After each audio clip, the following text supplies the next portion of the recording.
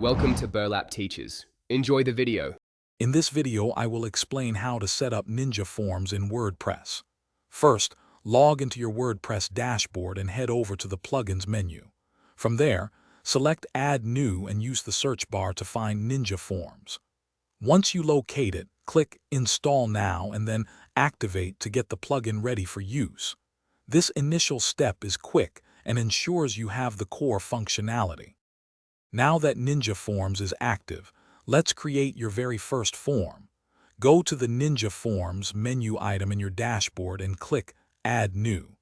You'll see options to start with a blank form or choose from several pre-built templates.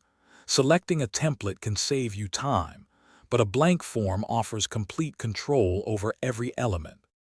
With your new form open, it's time to add and customize fields. On the right side, you'll find a panel with many field types. Simply drag and drop the desired fields such as text, email, or a submit button onto your form. Click on each field to open its settings, where you can change labels, set default values, and mark fields as required. Finally, let's fine-tune your form settings and publish it.